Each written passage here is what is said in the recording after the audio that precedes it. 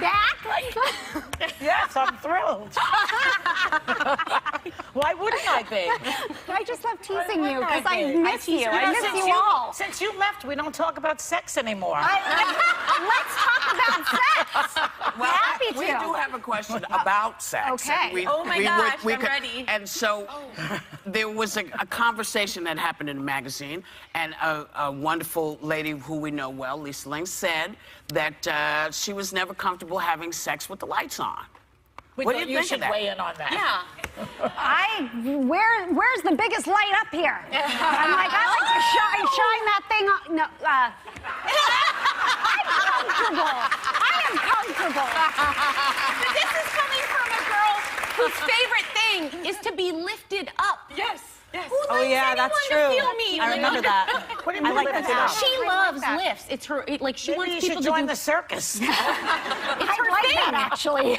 But you have to be comfortable with your body to want to have And you know what? I sex with think the lights I've on. gotten more comfortable as I've gotten older, and I feel more confident. So I'm It like, started as a all right, nightlight. all right. It started as a nightlight, and now it's a spotlight.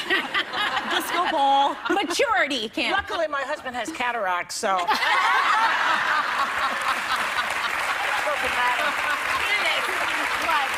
What have you been doing? We know about Fuller House. Fuller House. We've been working on that all year. We just wrapped up. But I've been a busy bee, so I'm starting my new Christmas movie next week for Hallmark, and 3 new Aurora Teagarden mystery movies. And 3? And number 7, 8, and 9. And I have a new book coming out in November called Staying Stylish. So, and then I've got my kids and. You kind of answered my next question, because I know one of the things I think no one could wrap their mind around, but you were commuting for so long with this show. Yeah. And now that you're not, I was going to say, what do you do with your free time? But you still don't have free time. Free time. She's a I worker really bee, don't. this girl. Yeah. Aurora movies are great. I like Thank you. Harris, the woman who wrote Yes. the Sippy Stackhouse. Yeah. Yes. Yeah, they're wonderful. Yeah, Yeah. that's who the. Thank that's you. who- I love making them. Has the They're my hubby, favorite. has the Russian. The Russian is great. he is Val really the Impaler, we call him. All right, we got to talk about the 3rd season of Fuller House, which is amazing. That starts this week. Now, for much of the show, your character DJ, who we all know has been in a bit of a love triangle, Yeah. with new guy Matt and fan favorite Steve. I love Steve personally. Just saying, I'm on Steve. I'm on Team Steve. Okay. We love your husband Val. What does Val think about these storylines when you're in these love triangles? And does he take it well? I think Val wishes I was back at this table because he loved watching me on The View because I was myself. And you didn't have to kiss anyone. I didn't have to kiss anyone. Only when Joy tried to force me to kiss her. Whoa!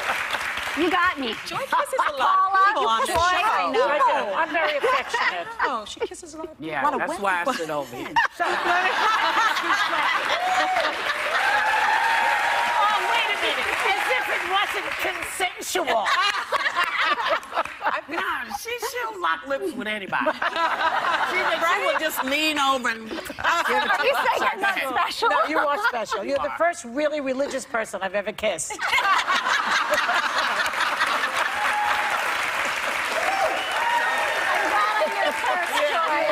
You're my first. I'm afraid that's true, actually. You're going to stick around, and the cast of Fuller House joins us next.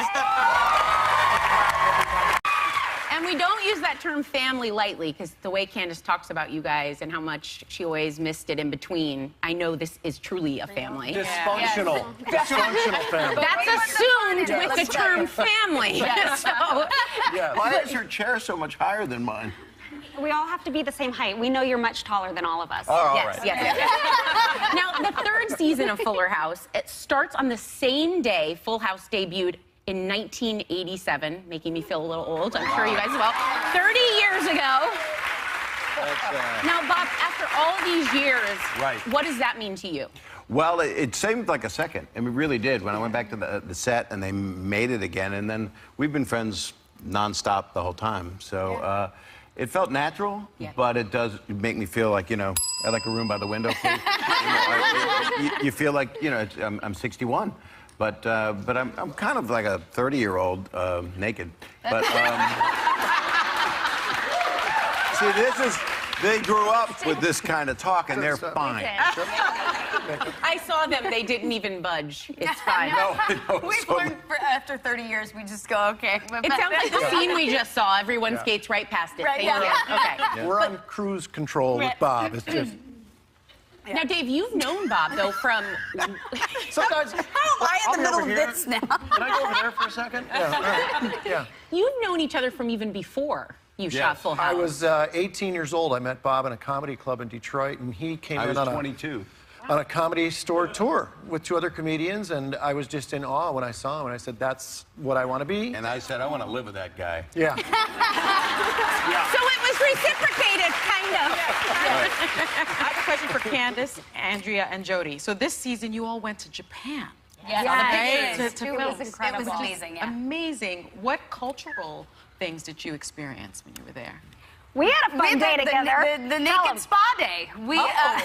We spent a whole day naked together. Yeah, it was this amazing Japanese spa. It was like 6 stories, but it was, you know, this is all just naked. And she was like, I don't know, and I was like, come on, we're going. So I dragged Candace along. I was like, it'll be like a sister bonding experience. It's gonna be amazing. And we went. Naked sister bonding Naked sister experience. bonding experience. We will I never didn't be want to closer. go until this moment.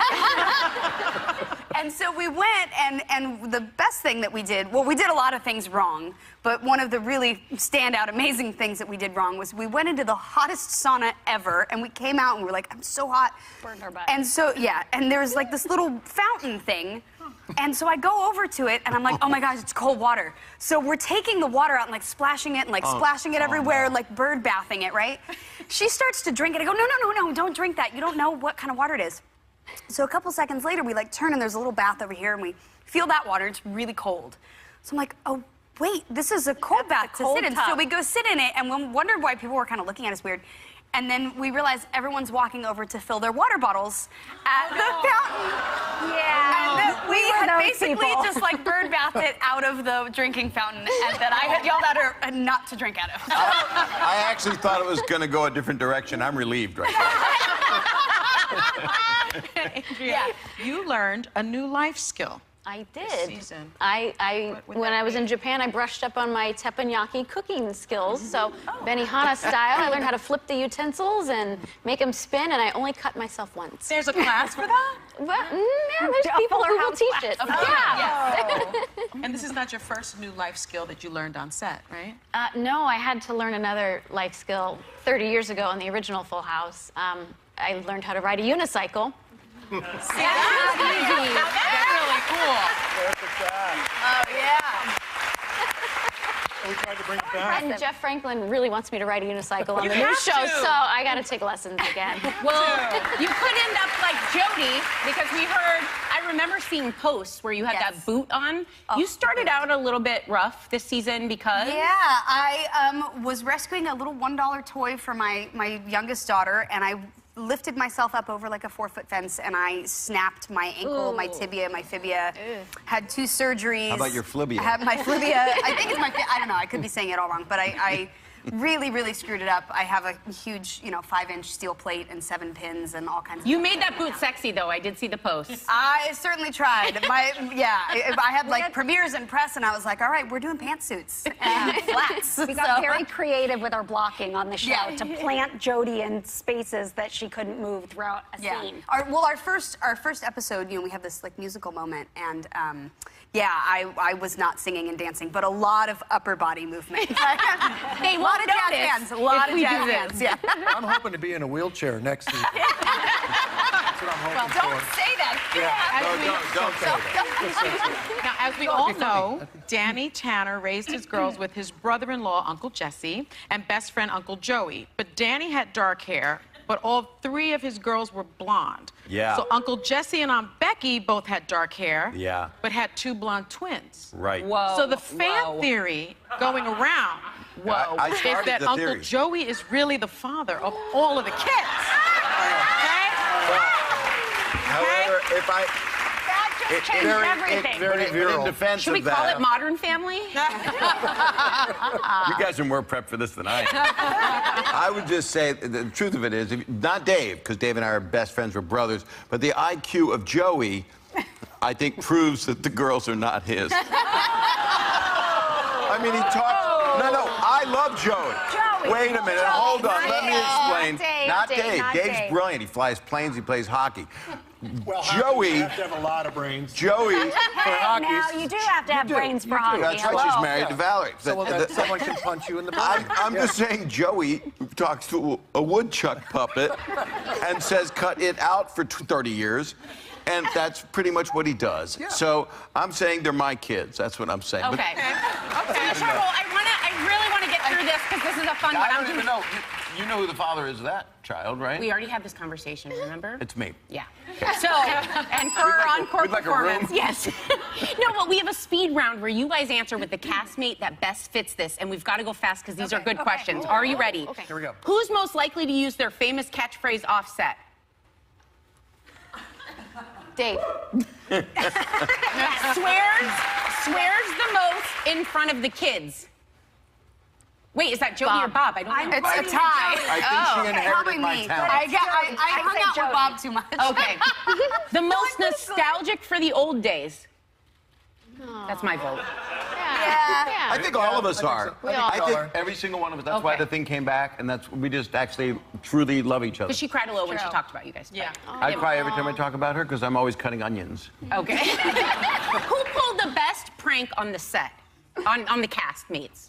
I don't know that we ever really pulled many pranks. there's- Not- At least well, the kids did. No, you don't know what we did. Yeah, we don't want to know. We don't want to know what you did, but No. I'm I'm just with gonna Dave on that assume one. Dave. I'll Okay. tell you later. You're old enough. Who had the biggest crush on John Stamos? No, me. What are you talking about? Me. I've slept with the guy on tape. You weren't sleeping. Okay, last one real fast. Most likely to be found at craft services. Go. Oh, gosh, Dave. wow. Dave won the whole round. We want a big thank you, guys, to our friends Candace Cameron Bure, Bob Saget, Jody Sweeten, Dave Coulier, and Andrea Barber. The third season of Full House begins streaming on Netflix September 22nd, and we will be right back.